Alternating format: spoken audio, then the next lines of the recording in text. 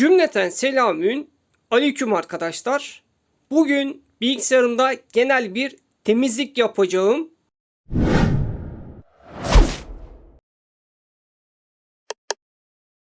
Yapacağım temizlik şu şekilde olacak. Öncelikle mouse'un içerisini açıp temizlik yapacağım.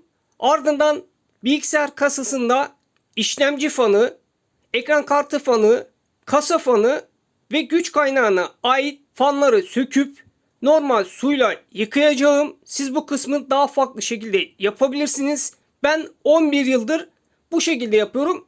Fanlardan herhangi bir ses vesaire gelmiyor. Harici olarak da RAM'leri yuvalarından çıkarıp alt kısmında herhangi bir toz vesaire varsa kullanmadığım eski bir diş fırçasıyla o kısmı temizleyeceğim. Öncelikle mouse'u sökmekle başlayalım. Mouse'un burada görmüş olduğunuz 3 adet vidasını sökeceğim.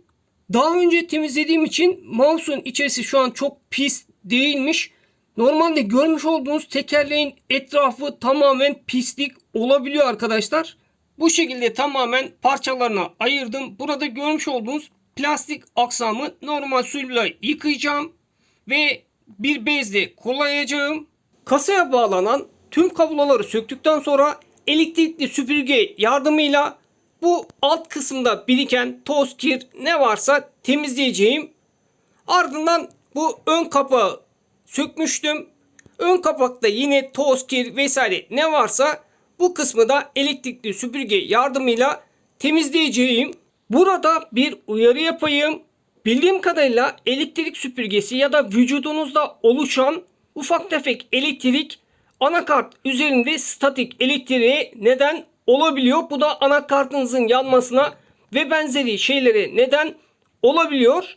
Ben bunu kendi yöntemimle çözmeye çalışıyorum. Herhangi bir parça sökmeden önce bu şekilde geniş çaplı bir işlem yapmadan ellerimi toprak üzerine 5 dakika bekletip üzerimdeki elektriği atmaya çalışıyorum.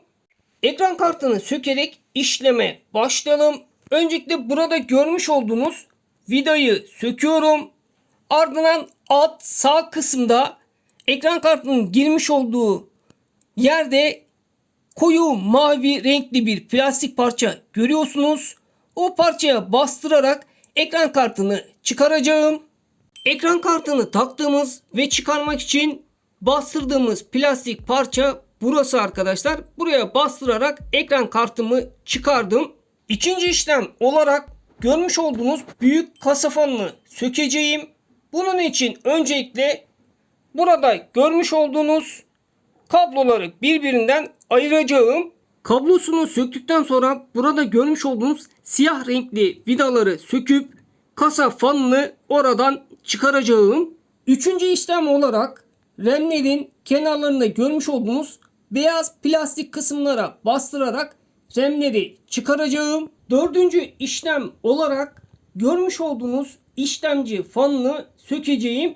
İşlemci fanını sökmeden önce burada görmüş olduğunuz beyaz plastik soket kısmı sökmemiz gerekiyor.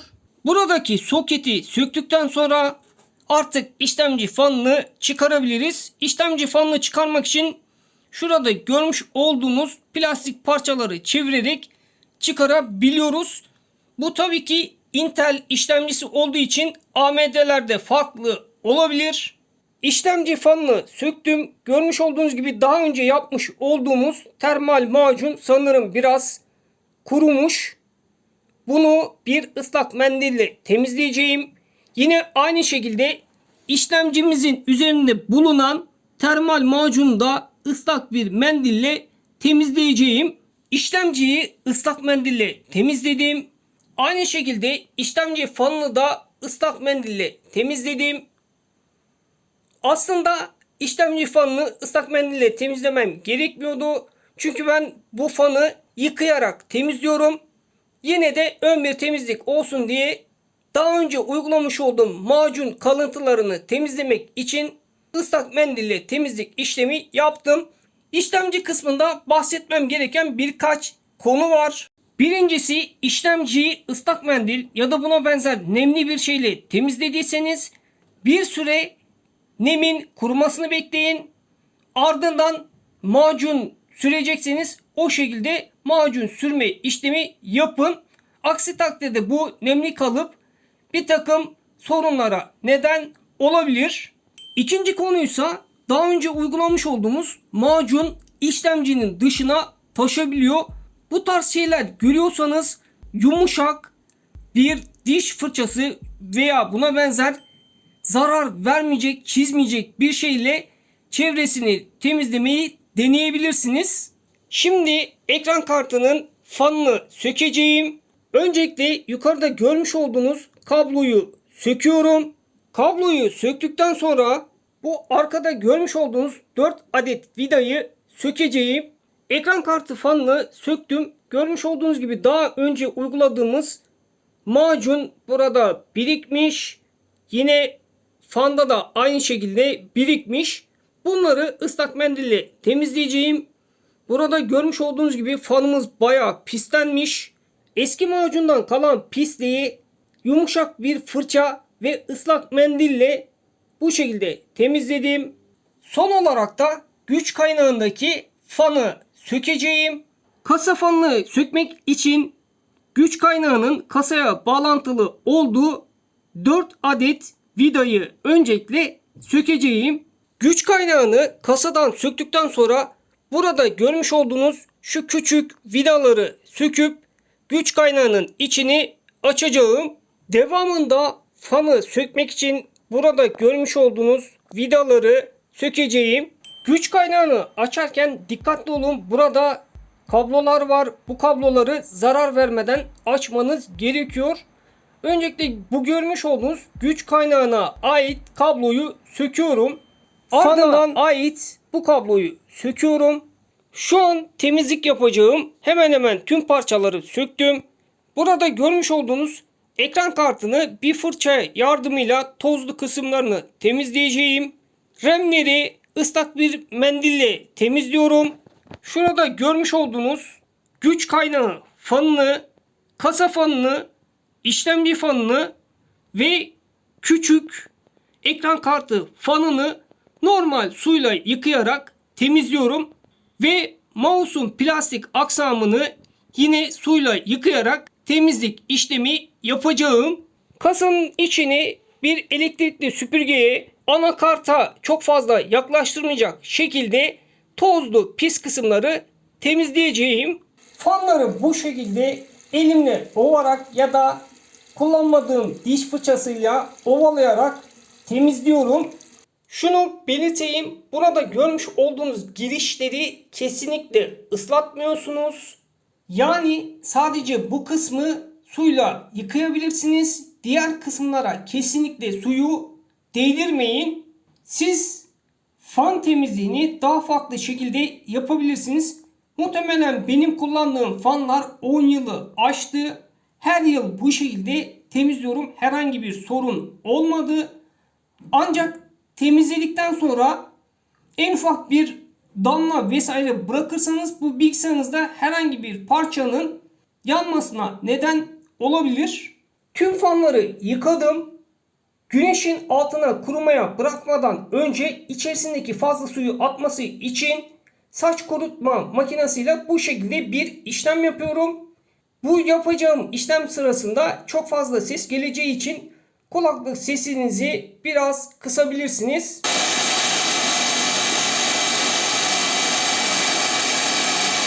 Siz fan temizliğini daha farklı şekilde yapabilirsiniz. Ben şundan dolayı yıkayarak yapıyorum. Fanları yıkadığımda tıpkı ilk gün aldığım gibi sessiz şekilde çalışıyor. Sessiz çalışması için ek olarak kuruduktan sonra arka kapaklarını açıp makine yağıyla yağlıyorum.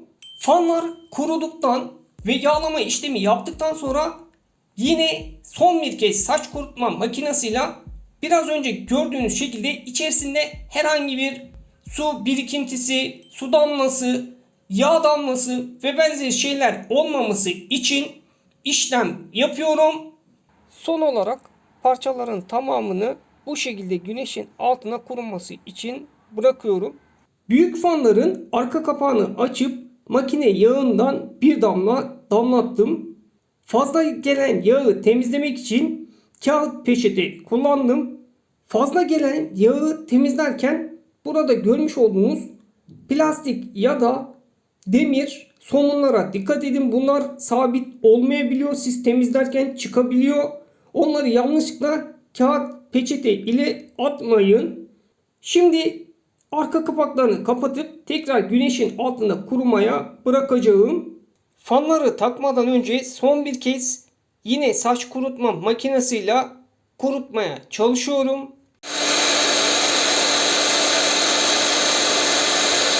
Saç kurutma makinesiyle kurutma işlemi yaparken ayaklarına, burada görmüş olduğunuz soket kısmına, her yerine saç kurutma makinesiyle kurutma işlemi yapıyorum. Kurutma işlemi sonrası yağ damlası, su damlası ve benzeri şeyler var mı diye kanatlar, soğutma bölümü dahil her yerini kontrol ediyorum. Herhangi bir sızıntı varsa tekrar kurumaya bırakıyorum.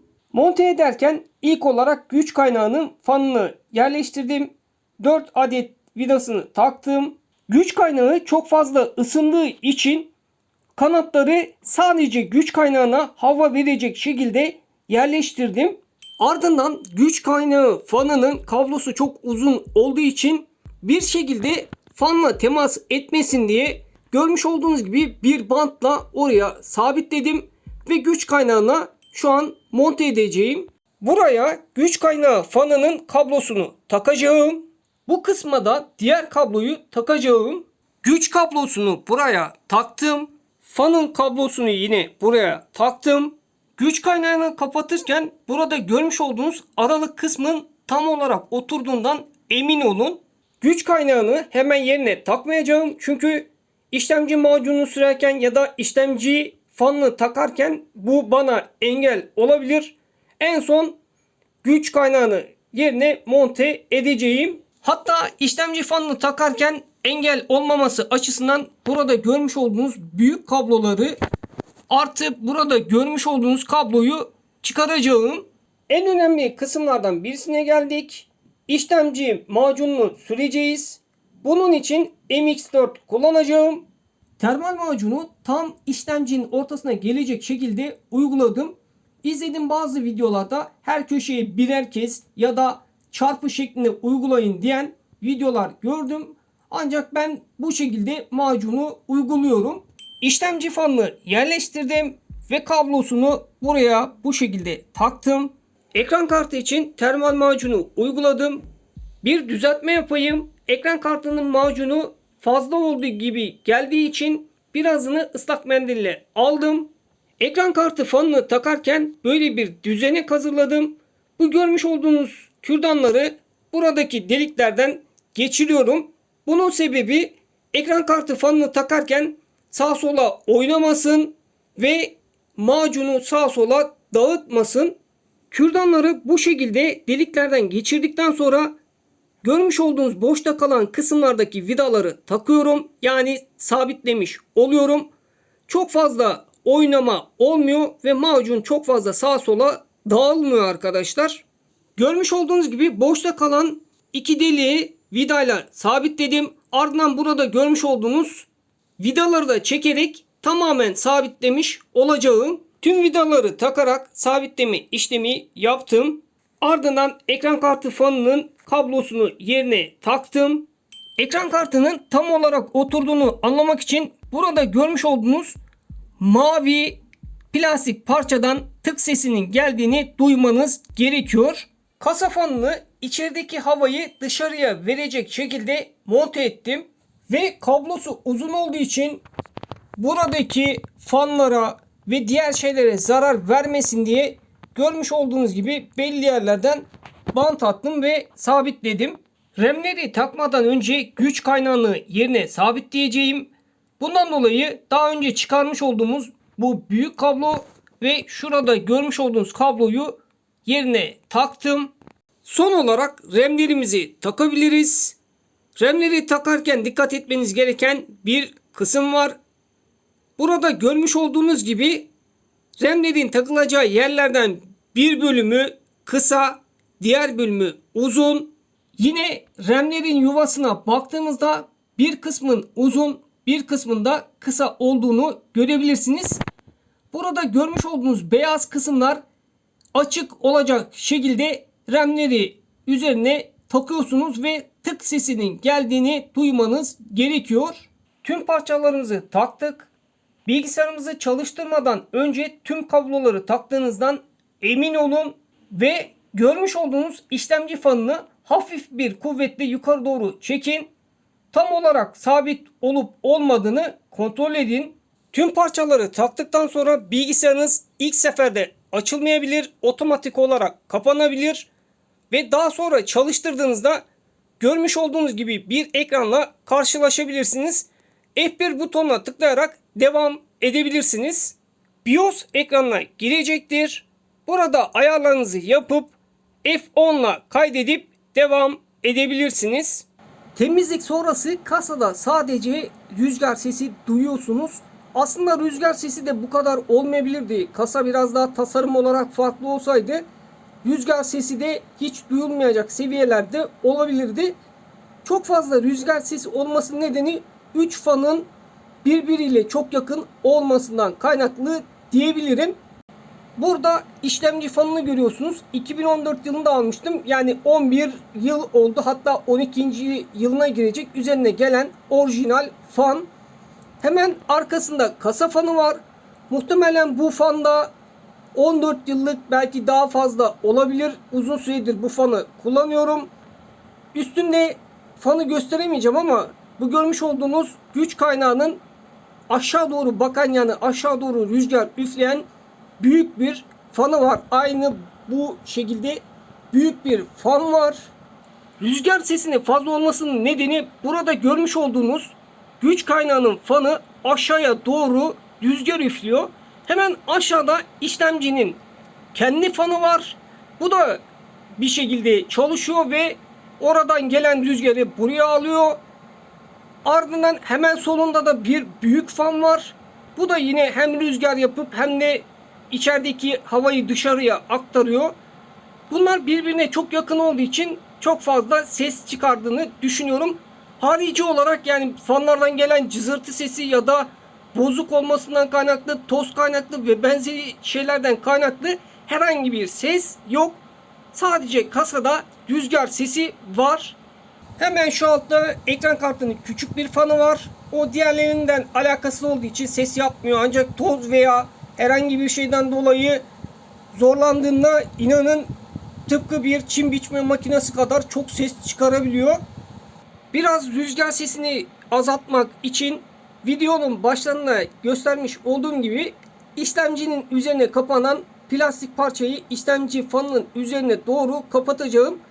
Biraz da olsa bu rüzgar sesini azaltacaktır diye düşünüyorum. Bilgisayarımız sorunsuz şekilde çalışıyor. Herhangi bir sorun yok. Genel olarak bu temizliği yazın yapıyorum. Format öncesi detaylı bir temizlik yapıyorum. Ardından güzel bir format atıp bilgisayarımı kullanmaya devam ediyorum. Teknodelisi Alt-SS kanalına abone olur, videoları beğenir ve yorum yaparsanız sevinirim. Daha sonraki videolarda görüşmek üzere, sağlıcakla kalın.